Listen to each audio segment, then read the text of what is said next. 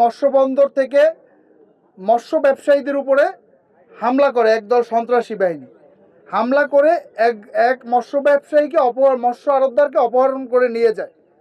তা আমরা তারই প্রেক্ষিতে আমরা আজকে এই পাড়ারহাট মৎস্য অবতরণ কেন্দ্রে এসেছি। জানেন যে এটি দক্ষিণ অঞ্চলের একটি বৃহত্তর মৎস্য অবতরণ কেন্দ্র।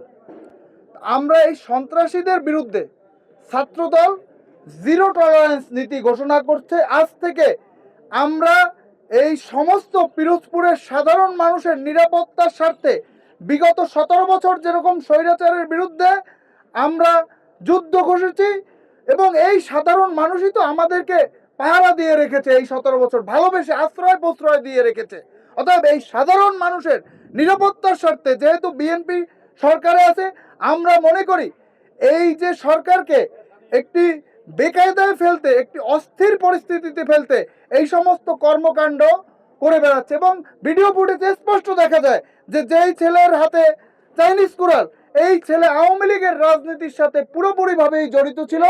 অনেকগুলো হত্যা মামলা আছে, এবং এই সমস্ত গ্যাংদের যারা আশ্রয় প্রশ্রয় দিবে আপনারাও খুঁজে বের করুন। আমরা তাদের বিরুদ্ধে, এবং বিগত 20 দিনের পিরোজপুর শহরের সমস্ত সিসি ফুটেজ দেখলেই প্রশাসন চিহ্নিত করতে পারবে কারা কোন অপকর্মের সাথে জড়িত, কোন গ্যাং কাদের সাথে কারা জড়িত, সবকিছু প্রশাসন চিহ্নিত করতে পারবে। প্রশাসন চাইলে অসম্ভব বলতে কিছু না। এই অঞ্চলে একজন সম্ভ্রান্ত মানুষকে এর আগে কুপিয়ে আহত করা হয়েছে, হত্যার উদ্দেশ্যে কোপানো হয়েছে, সে একজন পঙ্গুত্ব বরণ করেছে, এই অবস্থায় আছে। তার মেয়েকে মামলার আসামি করা হয়েছে। অথবা এত বড় দুঃসাহস কিভাবে পায় এই সন্ত্রাসী বাহিনী?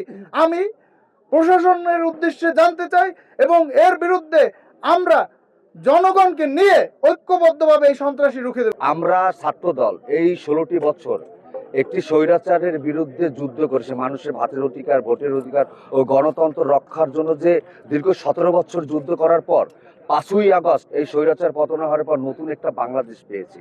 সেই বাংলাদেশে বারবারই আমাদের চেয়ারম্যান বলে আসছে কোনো সন্ত্রাসীদের, কোনো মাদক ব্যবসায়ীদের, কোনো উগ্রবাদীদেরকে প্রশ্রয় দেওয়া যাবে না।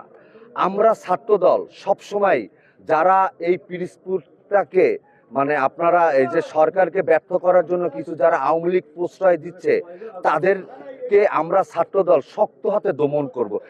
তাদেরকে যত বড়ই যারা লিড দিক না কেন, যারা প্রশ্রয় দিক না কেন, তাদেরকেও আমরা ধরে দিব। কারণ আমরা এই জনগণকে ভালোবেসে মানুষের ভোটের অধিকার, ভাতের অধিকার ও গণতন্ত্র রক্ষা করার যে দীর্ঘ 17টা বছর যে লড়াই করেছি, সেইটা ব্যর্থ হতে ছাত্রদল কখনো দেওয়া যাবে না।